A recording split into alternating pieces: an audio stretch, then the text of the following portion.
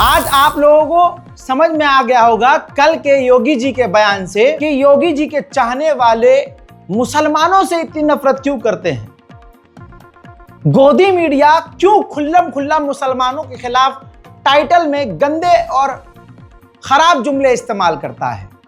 जब देश का, उत्तर प्रदेश का एक मुख्यमंत्री मुसलमानों को कठमुल्ला कहे सिर्फ इस बिना पर कि वो उर्दू पढ़ता है, यानी उर्दू पढ़ने वाले को कठमुल्ला अगर कहा जा रहा है तो सोचिए, आप समझ रहे हैं, सोचिए। उनकी सोच ये है, उनके दिमाग में ये है कि अगर कोई उर्दू पढ़ रहा है तो वो मुल्ला बनेगा, कठमुल्ला बनेगा, मौलवी बनेगा। कठमुल्ला, पहले वो बयान सुनिए।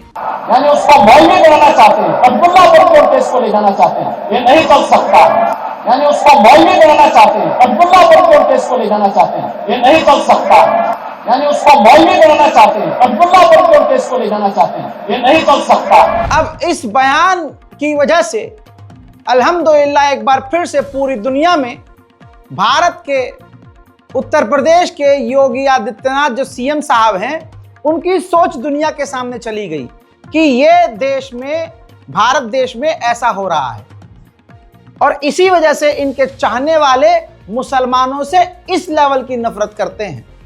अब योगी आदित्यनाथ जी के बयान को ही अगर पलटा जाए कि अगर उनके हिसाब से उर्दू पढ़ने वाला, उर्दू जबान वाला कठमुल्ला है, तो फिर जो हिंदी नामी व्यक्ति है, जो संस्कृत पढ़ने वाला है, जो कि चोला, संस्कृत चोला पहनने वाला है, फिर उसे योग चुल्ला न कहें तो क्या कहें। ऐसा कोई व्यक्ति, जो ऐसे बहुत पाखंडी लोग होते हैं जो दोस्तों प्रभु श्री राम का नाम लेते हैं और हिंदुत्व का चोला पहनते हैं, भगवा भगवा पहने रहेंगे, मुंह पर राम बगल में छुरी, यह आप सभी को पता है। तो ऐसे जो बाबा होते हैं, जो मुंह पर संस्कृत रखते हैं और हिंदी बोलते हैं जैसा हम भी बोलते हैं, तो ऐसा कोई भगवा पहनने वाला ऊंचे पद पर बैठा हुआ अगर चोरी चकारी करे तो उसे योग चुल्ला ही तो कहेंगे कि योगी जैसे कपड़े पहन रखे हैं लेकिन अंदर से वो चोर है। तो फिर कठमुल्ला, योग चुल्ला, इसमें बुरा मानने वाली क्या बात है भाई। हजरात, जब भारत के, उत्तर प्रदेश के सीएम साहब एक समुदाय से इतनी नफरत करते हैं या उनको कठमुल्ला जैसे वर्ड से नवाजते हैं, तो फिर गोदी मीडिया क्या करेगा। ये देखिए, तुरंत गोदी मीडिया ने क्या लिखा, जुमे की नमाज के बाद बाबर की औलाद, योगी का मुस्लिमों को खुला चैलेंज। ये जी न्यूज है, गोदी मीडिया है। तो आज पूरी दुनिया ये देख ले, समझ ले कि इन लोगों को, जो हिम्मत गोदी मीडिया को और हिंदू संगठनों को हिम्मत देने वाला अगर कोई शख्स है, योगी आदित्यनाथ है।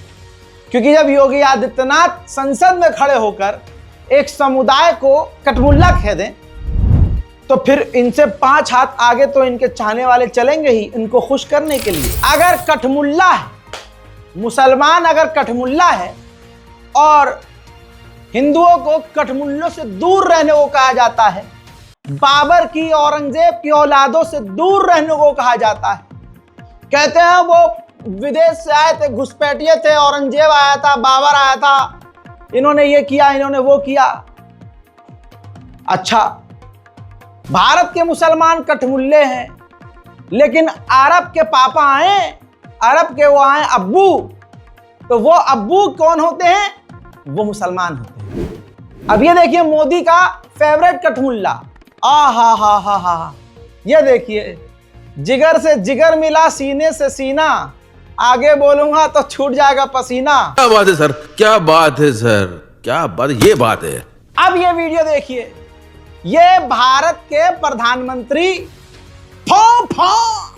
आन भक्तों के कठमुल्ले का स्वागत करने गए थे। ये देखिए, कठमुल्ले का ऐसा स्वागत किया, ऐसे जाकर लिपटे कि दुनिया अक्का बक्का और भौचक्का रह गई कि अरे यार कठमुल्ले के इतने बड़े फैन, ओहो कमाल है। सड़कों पर ये देखो पोस्टर लगे हुए हैं, देखिए भाई साहब, स्वागतम, किसी आड़ भक्त की हिंदू संगठन की औकात कि पापा के द्वारा लगाया गया पोस्टर हटाकर दिखा दे, हो ही नहीं सकता। ध्यान से देख लीजिए, भारत का मुसलमान कठमुल्ला है और कतर से आया शेख मुसलमान है। यह है डबल इंजन की सरकार नहीं, डबल फेस सरकार। गजब टूबीबाज आदमी। अंध भक्त बेचारे मलमूत्र खा पीकर अलग ही नशे में रहते हैं, इनका नशा और उतारते हैं।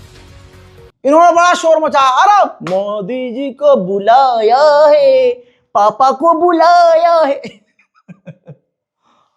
ट्रंप चाचा ने पापा को बुलाया है। हजरात, एक्टिविस्ट बड़ा खुलासा कर रहे हैं। अशोक स्वैन जो कि रिसर्चर हैं और कई एजेंसियों के साथ काम कर चुके हैं, यूनेस्को ने इनको इनवाइट तक किया है अपनी यूनिवर्सिटी उपासला के लिए, लेकिन आपको बता दूं कि ये फ्री हैंड काम करते हैं। आपके सामने उनका ट्वीट मौजूद है जिसमें वो खुलासा करते हैं कि डोनाल्ड ट्रंप ने मोदी को इनवाइट नहीं किया था, मोदी गवर्नमेंट ने अपॉइंटमेंट लिया था डोनाल्ड ट्रंप से मिलने के लिए। तो डोनाल्ड ट्रंप ने जब इजराइल, जापान, जॉर्डन सबसे मुलाकात कर ली तो उसके बाद मोदी को फ्री होके एक दिन दिया। उस दिन प्रधानमंत्री मोदी वहां पहुंचे थे, तो मोदी को इनवाइट नहीं किया गया था। मोदी जी वहां बात करने के लिए गए थे, मिलने के लिए खुद से गए थे, अपॉइंटमेंट लेके गए थे।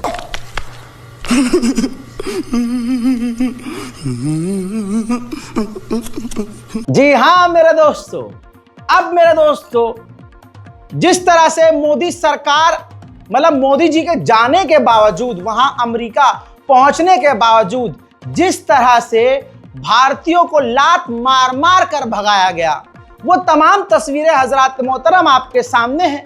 बेड़ियां, गले में भाई जंजीर, कमर में भी जंजीर, अलग अलग बयान। कोई ये नहीं कह रहा वहां से निकाला हुआ कि हमें इज्जत से इंसान की तरफ भेजा, सबको पता है कैसे भेजा। हालत ऐसी है कि जिनको भेजा गया है यहां पर, मोदी जी पता है क्या करवा रहे हैं? नौकरी तो घंटा, बाबा जी का घंटा, उनको चुप रहने का आदेश दिया है, गायब हो जाओ, अंडरग्राउंड, कोई भी मीडिया के सामने ना आए। ठीक है, ये रोजगार देने की बात करने वाले थे कि हम रोजगार देंगे। रोजगार छोड़िए, ये तो बोलती बंद कर रहे हैं, बोलना नहीं। ये कब हुआ? जब मोदी जी वहां खुद गए, उसके बाद डोनाल्ड ट्रंप ने 2-3 जहाज भर भर के भारत के पंजाब में अपना मिलिट्री एयरक्राफ्ट से भेज दिया है। ये सभी कह रहे हैं कि ये भारत के लिए बड़ा अपमान है, लेकिन नंगे को क्या पता चले कि नंगा होना जो है ये जिल्लत में आता है। उसको लगता है मेरा तो यही फैशन है, मैं तो नंगा था, नंगा हूं, नंगा आया था, नंगा जाऊंगा, सब कुछ चंगा सी। हजरात, मामला अब ये है कि वीडियो सामने आएगा, मैं आपको कई वीडियो दिखाऊंगा, 3 से 4 नेताओं की वीडियो, आखिर में जब हमारे मोदी जी के हैं। देखिए, किसी देश का एक प्रोसेस होता है, जैसे फॉर एग्जांपल अमेरिका का प्रोसेस ये है, डोनाल्ड ट्रंप के प्रशासन का प्रोसेस ये है, जब कोई मिलने आता है किसी देश का राष्ट्रपति, प्रधानमंत्री, तो डोनाल्ड ट्रंप उनको दफ्तर के बाहर खुद रिसीव करने आते हैं, हाथ मिलाते हैं, वहां साथ में खड़े होकर मीडिया को पोस्ट करते हैं, फोटो खिंचाते हैं, फिर डोनाल्ड ट्रंप अपने मेहमान को अंदर लेके जाते हैं। ठीक है, ये प्रोसेस समझ में आ गया? आइए, अब आपके हाथ में है कि आप फैसला करें कि मोदी का भौकाल है या फिर। चलिए दोस्तों, ये देखिए, ये तब का मंजर है जब जापान के प्रधानमंत्री जो हैं पहुंचे हैं। अब देखिए, अंदर से आप गेट पर देखिए, डोनाल्ड ट्रंप पहले से खड़े हुए हैं। अब ये हाथ मिलाया, हालचाल पूछा, और ये कैमरे की तरफ देखा, खुद कहा ट्रंप ने, देखो उधर मामू उधर खड़े हुए हैं, हाँ हाथ लाइए, चलिए पोस्ट करेंगे मीडिया के सामने। ये तरीका है। देखिए इस तरह से डोनाल्ड ट्रंप पूरी तरह से हंसते हैं, हाथ दिखाते हैं, जो मेहमान आते हैं उनको बड़ी इज्जत से लेके जाते हैं। इसके बाद देखिए कि जॉर्डन के जो किंग जब पहुंचे हैं तो और वो गेट पे ही खड़े हैं डोनाल्ड ट्रंप। अब ये इजराइल के प्रधानमंत्री नेतन्याहू पहुंचते हैं तो सेम वही तरीका है, सेम वही तरीका है। उनका स्वागत करते हैं डोनाल्ड ट्रंप, हाथ मिलाएंगे, है ना, और कंधे पे हाथ रखेंगे, शाबाशी देंगे, बड़े प्यार से मुलाकात होगी। फिर खुद कहेंगे डोनाल्ड ट्रंप तीसरी बात देखिए कि भैया उधर फोटो खिंचवा लेते हैं। फोटो खिंचवाएंगे तो हम मुस्कुराएंगे, आप भी हाथ हिलाइए, और पूरी तरह से पोज किया जाता है। फिर डोनाल्ड ट्रंप कंधे पर हाथ रख के बाजू पर, चलो भाई अंदर चलो। अब हमारे भारत के प्रधानमंत्री है मोदी जी, भौकाल, अरे हट रहा चाचा आ रहे हैं हमारे, हट जाओ, फाओ फाओ, आन भक्तों के पाप आ गए हैं। और ये क्या, यहाँ तो कोई है ही नहीं। अरे डोनाल्ड ट्रंप ये औरत कैसे हो गया बे? अरे इसका मतलब है ही नहीं डोनाल्ड ट्रंप, ना ना ना ना ना, कोई व्हाइट मेम आई है, सफेद औरत आई है। हाँ देखिए वही, अब मोदी जी उतर ही नहीं रहे हैं। अरे कोई है ही नहीं, और ग्रुप से अंदर ना फोटो खिंचा, ना ट्रंप आए, न ट्रंप ने मुस्कुरा कर कोई बात की। अरे जब आया ही नहीं तो आगे होगा क्या? मीडिया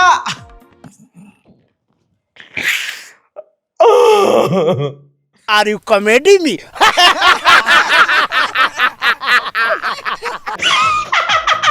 दोस्तों कॉमेडी हम थोड़ी ना कर रहे हैं, कॉमेडी तो मोदी जी ने भक्तों के साथ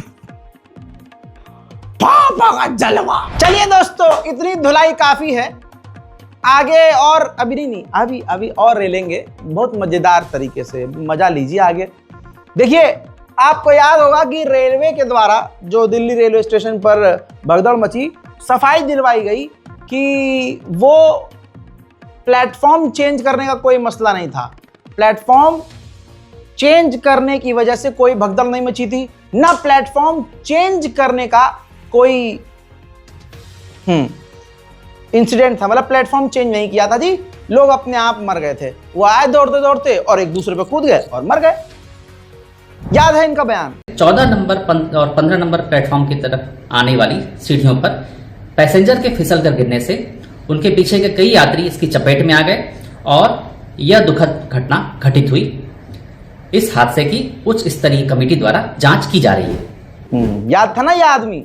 आइए इनकी भी पैंट उतारते हैं, इनको भी नंगा करते हैं, इनके झूठ को भी नंगा करते हैं। नाम है रजा गराफी, अंध भक्तों के लिए नाम ही है काफी। हजरात मोहतरम, यह है दैनिक भास्कर की रिपोर्ट। दैनिक भास्कर की रिपोर्ट से खुलासा यह हुआ, जो रेलवे अथॉरिटी है यानी रेलवे सुरक्षा बल आरपीएफ ने कॉन्फिडेंशियल रिपोर्ट में बताया है, यानी गुपचुप रिपोर्ट में, पब्लिक के सामने पेश नहीं की थी रिपोर्ट, लेकिन यह सामने आ गई है। कॉन्फिडेंशियल रिपोर्ट में बताया है कि रेलवे के प्लेटफॉर्म बदलने के ऐलान से यात्रियों में भ्रम पैदा हो गया और भगदड़ मची। लीजिए थोड़ा सा बयान सुनिए। नई दिल्ली रेलवे स्टेशन पर 15 फरवरी को हुई भगदड़ की वजह सामने आ गई है। आरपीएफ की रिपोर्ट में बताया गया कि प्रयागराज जाने वाली कुंभ स्पेशल ट्रेन के प्लेटफॉर्म बदलने की अनाउंसमेंट से ही हादसा हुआ था। सूत्रों के मुताबिक आरपीएफ ने हादसे के एक दिन बाद दिल्ली जोन को ये रिपोर्ट सौंपी, जिसमें बताया गया 15 फरवरी की रात करीब 8:45 पर अनाउंसमेंट हुआ कि प्रयागराज जाने वाली कुंभ स्पेशल ट्रेन प्लेटफॉर्म नंबर 12 से रवाना होगी। इसके कुछ देर बाद एक और घोषणा की गई, जिसमें कुंभ तो और बीजेपी आईटी सेल, अनभक्तों, तुमसे नहीं हो पाएगा यार, तुमसे ना हो पाएगा। लेकिन किंतु परंतु देर रात को रेलवे ने भी इस रिपोर्ट को, जो आरपीएफ की ऑफिशियल रिपोर्ट है, उसको भी झुठला दिया। लगभग 8 बजे करीब ऑफिशियली मिसलीडिंग घोषित कर दिया। देखिए press information bureau government of India, वहां पर मिनिस्ट्री ऑफ रेलवे ने 8:16 पर यह जानकारी दी कि जो आरपीएफ इंक्वायरी रिपोर्ट जारी की गई है उसमें गलत और मिसलीडिंग जानकारी दी गई है। अब यहां पर पूरा देश कंफ्यूज है कि भाई आरपीएफ भी सेंट्रल गवर्नमेंट में है और रेलवे खुद सेंट्रल गवर्नमेंट में है, तो एक एजेंसी दूसरे एजेंसी को गलत कैसे साबित कर रही है, जनता समझ नहीं पा रही है हो क्या रहा है भाई। उधर मेरे दोस्तों प्रयागराज के कुंभ के स्नान का खूब जोरों से प्रमोशन चल रहा है। ऐसे में सेंट्रल पॉल्यूशन कंट्रोल बोर्ड के द्वारा जांच के बाद ये पेश किया गया कि प्रयागराज में जो वहाँ नदी में जो पानी है वो बहुत है, लेकिन स्नान के लायक नहीं है। उसमें बैक्टीरिया और बीमारियां बहुत ज़्यादा, यानी गंदा है पानी, नहाने योग्य नहीं है। सुनिए।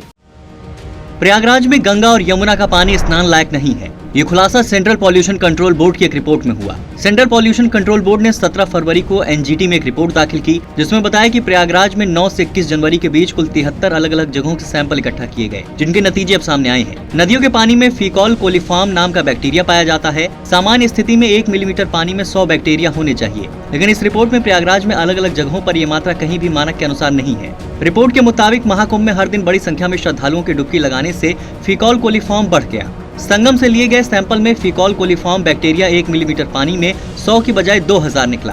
लेकिन मेरे दोस्तों गवर्नमेंट पर क्या ही, मोदी सरकार पर क्या ही, भाजपा सरकार पर क्या ही भरोसा करोगे। क्या पता इसको भी झुटला दिया जाए कि नहीं नहीं ये जो सरकारी जो एजेंसी है इसने गलत जांच रिपोर्ट पेश की है, अरे पानी बहुत साफ है। वहीं में दोस्तों आपकी स्क्रीन पर ये है, देखिए इसके अंदर स्नान किया जा रहा है। जिस बंदे ने वीडियो रिकॉर्ड किया है वो इसमें कहता हुआ साफ नजर आ रहा है कि ये जो है नाले का पानी है, टॉयलेट का पानी है। सुनिए। ये सब बाथरूम का पानी है भाई, टॉयलेट का।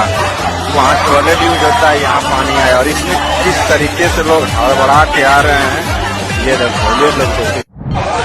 उधर मेरे दोस्तों आप लोगों ने आवाज उठाई, कल सुबह ही सुबह बिहार के जमुई में जो कांड हुआ उसको बिल्कुल डिटेल में आपके इस नौकर ने पेश किया।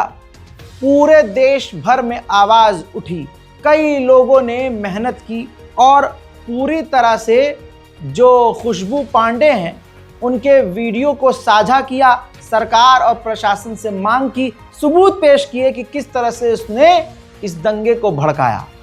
दोस्तों बता दूं कि 3 इलाकों की पुलिस, 3 थानों की पुलिस ने मेहनत करी और तब जाकर खुशबू पांडे गिरफ्तार हुई। जी हां, आप सभी को मुबारकबाद, खुशबू पांडे दंगाई गिरफ्तार हो गई है। तस्वीर आपके सामने है जिसमें महिला पुलिसकर्मी खुशबू पांडे को टांग कर चल रही हैं, चला नहीं जा रहा है।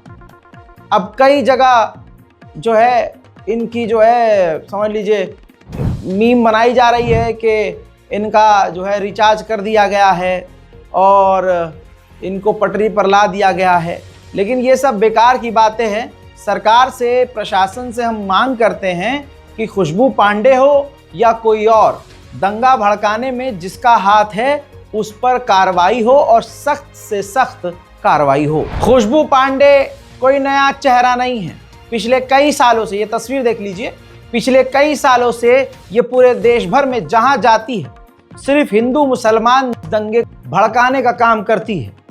असलहे को लोड करते हुए आप इसका वीडियो देख सकते हैं। ये ट्विटर पर वीडियो वायरल हो रही है।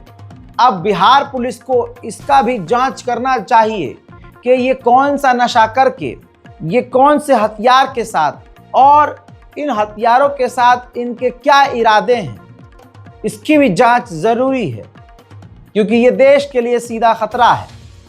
देश का माहौल बिगाड़ दिया गया है। अब तमाम पूछताछ खुशबू पांडे से रिमांड पर होनी चाहिए। उधर दोस्तों बड़ी खबर आ रही है कि 23 फरवरी को प्रधानमंत्री मोदी जी, माननीय मोदी जी, भागेश्वर धाम वाले बाबा के पास पहुंचेंगे। जी हाँ, जो पर्चा लिखते हैं और जिन्होंने अभी कई विवादित बयान दिए, जिसमें उन्होंने कह दिया कि जो कुंभ में नहीं आएगा वो आतंकवादी होगा। जिसके बाद आपको पता है किस तरह से भीड़ इकट्ठा हुई और प्रधानमंत्री मोदी जी भी काफ़ी लंबे समय के बाद गए। उस दौरान कई तरह के सवाल इन पर उठाए जा रहे थे, सवाल किए जा रहे थे। बागेश्वर धाम वाले बाबा ने यह तक कह दिया था कि वो जो मरे हैं गंगा किनारे या गंगा में डुबकी लगाते हुए या भगदड़ में, कुछ भी, वो मरे नहीं हैं, उनको मोक्ष प्राप्त हुआ है। इस पर कंट्रोवर्सी क्रिएट हुई, कई तरह की इन्होंने ऐसी बातें कही। लेकिन मेरे दोस्तों, इन्हीं के यहाँ अब भारत के प्रधानमंत्री माननीय मोदी जी पहुंच रहे हैं। बड़े खुश होकर बाबा ने बताया है। उनका इतिहास यह है, 23 फरवरी को भूमि पूजन है हॉस्पिटल का, कैंसर हॉस्पिटल का। और इस कैंसर हॉस्पिटल के भूमि पूजन में पता है कौन आने जा रहा है? हमारे भारत के वर्तमान समय में सबसे ज्यादा लोकप्रिय, जिन्होंने भारत को पूरी दुनिया में एक ऐसी स्थिति पर पहुंचाया है जहां पूरा विश्व आशा और अपेक्षा के साथ देख रहा। वर्तमान में भारत विश्वामित्र का भारत विश्वमित्र की भूमिका निभा रहा। इसी विश्वमित्र की भूमिका में विश्वमित्र बंधुत्व का कार्य का निर्वहन करने वाले भारत के लोकप्रिय प्रधानमंत्री माननीय श्री नरेंद्र मोदी जी 23 फरवरी को बागेश्वर धाम पर आ रहे हैं। हम सब भव्य दिव्य तैयारी करें, गांव गांव में आमंत्रण भेजो, सब जगह भैया हमारा निमंत्रण पहुंचवाओ और आओ 22 तारीख को रात में हर हाल में यहाँ आ जाना है। अब इधर आ जाइए। मुसलमानों पर उंगली उठाई जाती है कि ये गंदे होते हैं, ये बुरे होते हैं, इनसे दूर रहो, इनसे गैप बना कर रखो। हजरात, गंदे तो ये बड़े होते हैं। यहाँ तो ऐसा मामला सामने आया है कि भाई आप इनकी संघियों की लड़कियों से भी दूर रहो। रिपोर्ट आपकी स्क्रीन पर। बॉयफ्रेंड की मांग थी कि देखो भाई, तुम मेरी गर्लफ्रेंड हो, लेकिन मेरा दोस्त जो है वो सिंगल है, जरा अपनी किसी सहेली को यार मिलवा दो, बुला दो। तो शामली में नाबालिग छात्रा से गैंगरेप का मामला ये हुआ है। सहेली ने अपने प्रेमी से मिलवाने के बहाने अपनी सहेली को बुलाया। तो हुआ ये कि जब वो आ गई तो जो लड़का था, लड़की का जो बॉयफ्रेंड है, उसका दोस्त वहां मौजूद था। उसके दोस्त ने अपने दोस्त की गर्लफ्रेंड की फ्रेंड के साथ किया। अब दैनिक भास्कर में जैसे जैसे शब्द लिखे हैं वो मामला बता रहा हूं। मामले में पुलिस ने 2 आरोपियों को गिरफ्तार कर लिया है। घटना में शामिल तीसरा आरोपी अभी फरार है। मामले के अनुसार 10वीं कक्षा की छात्र को उसकी सहेली जीविका अपने प्रेमी अंशुल से मिलवाने के बहाने साथ लेकर आई। वहां अंशुल के साथ उसका दोस्त विकास मौजूद था, जिसने दुष्कर्म किया। लड़की जो है अपनी सहेली का करवाती है, फिर उसका बुरा हाल जो होता है, उसी दौरान उसको हाईवे पर छोड़कर ये लोग चले जाते हैं। फिर एक दूसरे बंदे की एंट्री होती है। इस दौरान मदद का झांसा देता है रविश नाम का एक व्यक्ति और मुजफ्फरनगर ले जाता है उस लड़की को और होटल में करता है। मामला आगे बढ़ता है, जांच पड़ताल होती है, पुलिस केस दर्ज करती है और आपके सामने दोनों हैं जो अब पुलिस की गिरफ्त में गिरफ्तार हो चुके हैं। लेकिन ये खबर नेशनल मीडिया पर नहीं है, हिंदू संगठन उछल नहीं रहे हैं, बीजेपी का नेता कोई चपड़ चपड़ बोल नहीं रहा है, शोर शराबा नहीं हो रहा है, क्योंकि यहाँ जितने भी पात्र हैं, जितने भी हैं, सब संस्कारी समुदाय से। इसी तरह से एक और मामला मीडिया में नहीं आएगा, क्योंकि मुस्लिम लड़की को मॉब लिंच करके संस्कारी समुदाय के लोगों ने कत्ल कर दिया है। कांग्रेस शासित इलाका है, तेलंगाना नाम है।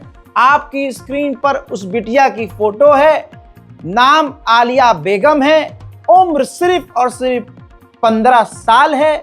दुखद घटना में तेलंगाना के जहीराबाद के अंतराम गांव में 11 फरवरी को आलिया बेगम नाम की 15 साल की इस मासूम लड़की की भेड़ियों की भीड़ ने पथराव करके कत्ल कर दिया, क्योंकि ये बेटी अपने बाप को बहादुरी से बचाने की कोशिश कर रही थी।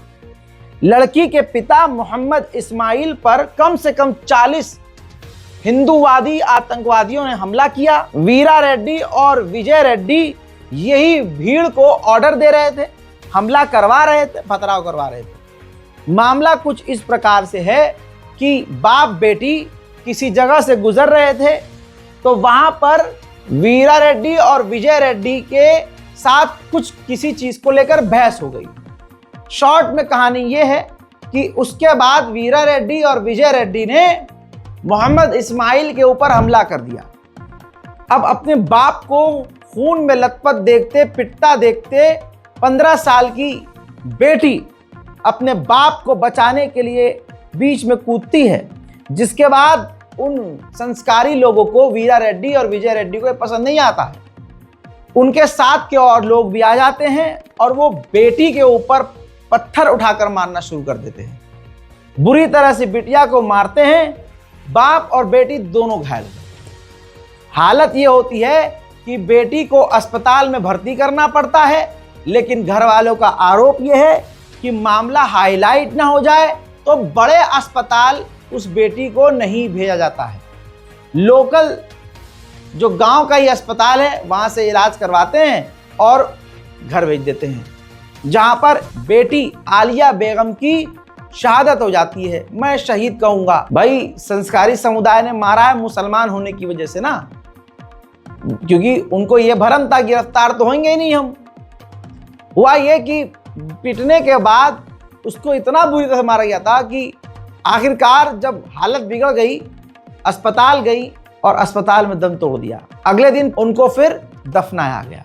गिरफ्तारी तो विजय रेड्डी और वीरा रेड्डी की हो चुकी है, लेकिन परिजनों का कहना यह है कि वो बेल हासिल कर सकते हैं और इस मामले में बच सकते हैं, और इस खबर को दबाने की कोशिश की जा रही है। उनके परिवारजनों से कुछ लोग मिलने भी गए हैं, जिनके जरिए ये कुछ खबर सामने आई है, और मैं आपके सामने उन्हीं के बाइट के जरिए कुछ चीजें क्लियर करने की कोशिश कर रहा हूं। आप पर मुझे यकीन है कि आप इस वीडियो को शेयर जरूर करेंगे ताकि आलिया बेगम को न्याय मिले, इंसाफ मिले। तो इशू यह है कि एक मेरी बहन आलिया बेगम 15 साल, उसको जो है 2 अफराद हमला करके उसको मार दिए हैं। तो एक्चुअल इशू ये है कि ये वाकया जो है अनंताराम विलेज यानी अनंताराम गांव का है, जो संगारेड्डी डिस्ट्रिक्ट तेलंगाना स्टेट में आता है। आप लोग जानते हैं कि जब से कांग्रेस पावर में आई है, एक ना एक वाकयात पेश आते जा रहे हैं, और ये वाकयात जो है मुकम्मल तकरीबन जो है अब तक 30 वाकयात हो गए हैं 1 साल के अंदर, जो अक़लियतों के ऊपर हमले हो रहे हैं। इशू ये है कि ये हमारे मोहम्मद इस्माइल साहब हैं, आपका जो है ज़ीरात बाड़ी का कारोबार है। ये कल रात में 8:30 बजे के बीच में वापिस आ रहे थे, तो कई ज़रूरत के लिए आप रुकने के बाद में ज़रूरत की अटेंड करके वापिस हो रहे थे। अचानक 2 शराबी लोग, जिसका नाम वीरा रेड्डी है और विजय रेड्डी है, जिसका ताल्लुक इनके ही गांव से है, इनको मारने लगे। वो लोग जैसा ही इनको मारने लगे तो ये जो है इनकी लड़की देखिए, ये यानी बाप के ऊपर हमला हो रहा था, ग्रेनेड डाल दे रहे थे। बाप को बचाने के लिए जब इनकी लड़की गई आलिया बेगम, वो लड़की के ऊपर भी ग्रेनेड डाल दिए, वो बच्ची जख्मी हो गई। जख्मी होने के बाद में यहाँ पर जो है सरासर पुलिस की लापरवाही ये हुई कि वाकया जैसे ही मालूम हुआ है, लड़की जैसा ही जख्मी है, इसको सीधा हैदराबाद या तो नीम्स या नहीं तो गांधी हॉस्पिटल लेकर जाना था। यहाँ पर पुलिस क्या की, क्योंकि यहाँ के जो एमएलए है दामोदर राज नरसिम्हा, ये जो है एक मिनिस्टर भी है, ये पहले जो है डिप्टी चीफ मिनिस्टर रह चुके हैं और अब हेल्थ मिनिस्टर है। तो हो सकता है कि भाई ये वाकया होगा, एक गैर मुस्लिम जो है एक मुस्लिम लड़की को मारी, तो ये बदनामगी नहीं होना, पुलिस की बदनामगी नहीं होना, कांग्रेस सरकार की बदनामगी नहीं होना, बल्कि इशू को दबा दिए। ये लड़की को पहले तो एक छोटे सर के हॉस्पिटल में रखे, फिर घर को भेज दिए, फिर बच्ची की तबीयत खराब हुई तो फिर सदाशिवपेट के हॉस्पिटल को ले गए, फिर बच्ची की तबीयत खराब हुई तो उसको आपके संगारेड्डी के वेलनेस हॉस्पिटल में ले गए। यहाँ पर बच्ची 2 रोज रहने के बाद में ये बच्ची 15 तारीख के दिन, ये वाकया हुआ 11 फरवरी के दिन, 15 फरवरी के दिन जो है बच्ची का रात में इंतकाल हुआ और 16 के दिन बच्ची की तदफीन आई। जी हाँ, तदफीन अमल में आई। 16 के दिन पुलिस वाले ले जाकर पोस्टमार्टम किए, पोस्टमार्टम होने के बाद में बच्ची की तदफीन हो गई। अब यहाँ पर इश्यू ये है कि इतना बड़ा वाकया होने के बाद में आप देखिए, अगर कोई दलित की लड़की, उधर आपको कल की मेरी एक रिपोर्ट याद होगी, KIIT यूनिवर्सिटी नेपाल की लड़की के हत्याकांड का जो मैंने स्पेशल अपडेट दिया था, उसमें मैंने आपको दिखाया था ये वीडियो, जिसके अंदर छात्राओं के साथ, नेपाली छात्राओं के साथ गंदा और उल्टा व्यवहार अध्यापिकाएं करती हुई नजर आ रही थी। उनके साथ बदतमीजी करती हुई, मतलब न्याय देने के बजाय उनको धमकाती हुई, उनसे बदतमीजी करती हुई नजर आ रही थी। वीडियो का असर ये हुआ और आपकी दुआओं का असर ये हुआ कि प्रेशर बना, वीडियो वायरल हुई, सवाल उठे और फिर दोनों अध्यापिकाओं ने अब सामने आकर माफी मांगी है, लेकिन शर्म आंखों में फिर भी नजर नहीं आ रही। Take a moment to apologize for my recent remarks regarding Nepal while handling a student protest that escalated beyond control. My intention was never to offend or demean anyone, and I deeply regret if my words caused unintended harm to the sentiments of anyone. I want to emphasize that my words do not reflect the views of the university or any of the authorities. I am extremely sorry and apologetic for whatever has happened. However, it is important to convey that my words were a direct response to statements made during this video to apologize for the statements I said on 16th night in the spur of the moment, and I want to communicate that whatever statements I had done, I said are mine and have nothing to do with any of the authority of KIT University. And if any of my statements has hurted the sentiment of my Nepali students or people of Nepal, I apologize for it sincerely. लेकिन ground zero की बात यह है कि अभी भी KIIT university के द्वारा नेपाली छात्रों को प्रताड़ित किया जा रहा है। जो हुआ नेपाली और स्टूडेंट्स के साथ, उन्हें धक्के मार के निकाला गया है। आपने खुद भी वीडियो सरफेस देखा इंटरनेट पे, उनको कैसे मारा गया, कैसे निकाला गया और उनको छोड़ दिया गया सर। यहाँ पे उस टाइम लड़की को बार बार ट्रोल करके गंदी गंदी गालियां देता था, क्या क्या नहीं करता था। आपको ऑडियो रिकॉर्डिंग भी सोशल मीडिया पे मिल गया है। फिर कैसे उसके बाद फाउंडर सर के साथ नेपाली लोगों ने जब प्रोटेस्ट करना चाहा तो उस पर क्या रिप्लाई निकला फाउंडर सर का। उसके बाद जो हुआ नेपाली और स्टूडेंट्स के साथ, उन्हें धक्के मार के निकाला गया है।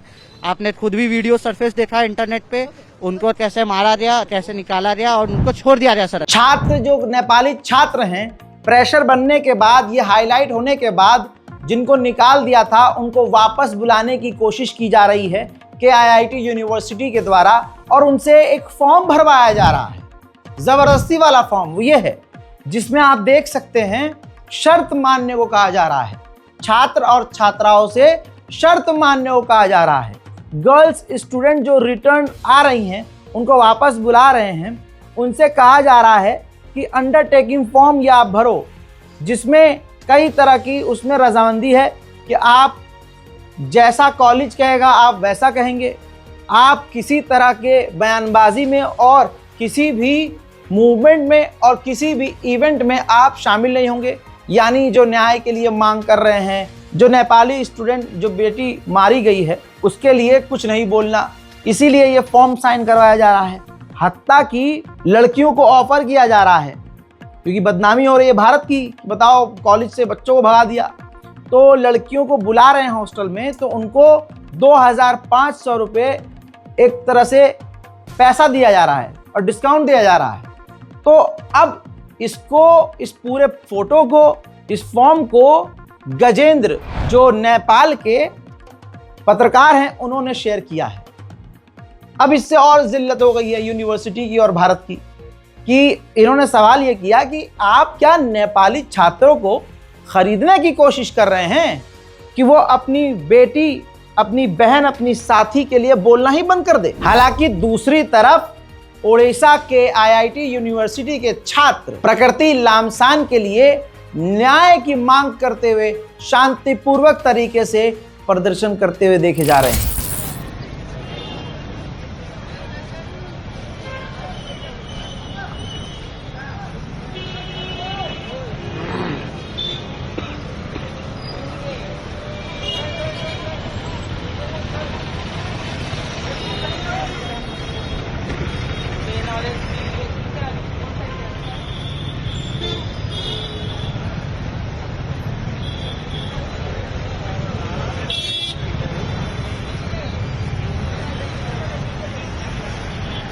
लेकिन दूसरी तरफ कई वीडियोस और सामने आई हैं जिसमें जो KIIT यूनिवर्सिटी में पढ़ने वाली नेपाली लड़कियां हैं, जो नेपाली छात्राएं हैं, उनको टीचर्स धमका रही हैं, उनको रेसिस्ट रिमार्क कर रही हैं। मतलब बहुत गलत तरह की बात, मतलब एक तो उनकी साथ की एक लड़की मारी गई और ये उनको और धमका रही हैं, उनसे बदतमीजी कर रही हैं। देखिए, क्यों ये वीडियो क्यों बना रहे हो? क्यों नहीं बनाऊं? चलो गो टू योर हॉस्टल। कोई नहीं जाएगा हॉस्टल, कोई नहीं जाएगा hostel. Go to your hostel. ये देवता कौन? तुम क्या करोगे वीडियो बना के? देखेंगे ना क्या करेंगे। स्पीकर लाओ, we will play it today, we will play that recording today. Phone मत कीजिए, छोड़ दीजिए ना, छोड़ दीजिए। Do you have the right? Hello, Does she have the right to take my phone? मेरे हाथ में लगा। Does she have the right? उसने मुझे मारा। पूरा रिकॉर्ड हुआ, Preetha. Do you have the right? Do you have the fucking right? छाड़। Do you have the right? Preetha छाड़। This was abuse. Do you have the right? जो हो गया कुछ नहीं फोन पकड़िए, बैठा रिकॉर्ड कर रहे हो, करो रिकॉर्डिंग करो। आप भी पकड़ रहे हो, कोई ना बोल रहा नहीं, कोई बोल नहीं। सामान पैक करो, बोलो मत, सामान जल्दी पैक करो, तो पुलिस आके पैक करेगा। सामान पैक करो, यहाँ कोई भी मुझे दिखाई नहीं देगा, पुलिस ही करेगा। जो भी यहाँ दिखाई देगा उसके आगे उसका डिसिप्लिनरी एक्शन लूंगी, मैं डिसिप्लिनरी एक्शन लूंगी उसके। ये किया अतिथि देवो भव, बहुत बढ़िया। अब नेपाली स्टूडेंट्स के साथ कितना खतरनाक व्यवहार किया जा रहा है आप सोच भी नहीं सकते, बिल्कुल संघी व्यवहार। कैसे? पूरी तरह से उनकी आवाज दबाई जा रही है कि आईआईटी यूनिवर्सिटी का बस नहीं चल रहा है, वो इन तमाम नेपाली स्टूडेंट्स को मार कर कहीं फेंक दे। ये इतनी लाचार हो चुकी हैं नेपाल की जो स्टूडेंट्स हैं। एक लड़की YouTube कमेंट में बेचारी घटना बताती है, क्योंकि कहीं बोलने तो दिया नहीं जा रहा है, तो एक वीडियो पर पूरे दिन का हाल बता रहे हैं नेपाली छात्र। देखिए, बताते हैं, यहाँ पर कमेंट खुद पढ़िए आप, कि मैं नेपाली छात्र हूँ और स्टूडेंट हूँ KIIT का। आज सुबह जब हम हॉस्टल वापस आए हैं प्रोटेस्ट करने के बाद, तो हमारा हॉस्टल सील था। थोड़ी ही देर बाद कॉलेज के डीन और पुलिस ऑफिसर सिविल कपड़ों में आए और लार्ज नंबर के गार्ड्स लेकर, भारी मात्रा में गार्ड और लोकल गुंडों को लेकर आए और हमारे हॉस्टल में घुसे। हमें ज़बरदस्ती हमारे कमरों से बाहर निकाला। जब हम कुछ देर बाद कमरों में चले गए थे, तो नेपाली स्टूडेंट आगे बता रहे हैं कि हमें घसीट कर बाहर निकाला और बुरी तरह से हमें मारा। उन्होंने हमारे मोबाइल को छीन लिया और हमारे फ़ोन से तमाम डेटा को डिलीट कर दिया और हमारे ऊपर गंदे और घटिया कमेंट किए और फिर हमें बस में बिठाकर 40 किलोमीटर सबको अलग अलग जगह उतार दिया, जो कि हमारी जान के लिए बहुत बड़ा खतरा था। दोस्तों, इन्होंने आगे अपने लास्ट पैराग्राफ में बताया कि पुलिस के द्वारा और डीन के द्वारा पर्सनली हम पर अटैक किया गया है। अब आप सोचेंगे कि भाई कितना बुरा हुआ है, लेकिन अंधभक्त की मानसिकता यहाँ पर नजर आ रही है, संघी मानसिकता।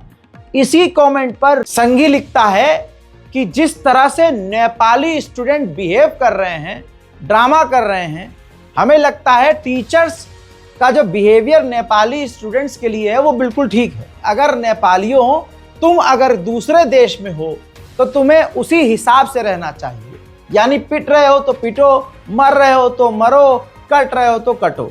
ये मानसिकता किस समाज की है, किस समुदाय की है और किस संगठन की है, किस पॉलिटिकल पार्टी की हो सकती है, मुझे आपको बताने की ज़रूरत नहीं है। तो ये हमारे मुल्क में आज उड़ीसा में KIIT यूनिवर्सिटी में नेपाल के छात्रों के साथ इस लेवल का जुल्म हो रहा है। मुझे उम्मीद है कि हमारे चाहने वाले, रज़ाग्राफी के देखने वाले इस वीडियो को इतना शेयर करेंगे कि इंसाफ इनको भी मिलेगा। रिपोर्ट को शेयर कीजिए। आप देख रहे थे रज़ाग्राफी अनस्क्रिप्टेड। जय हिंद।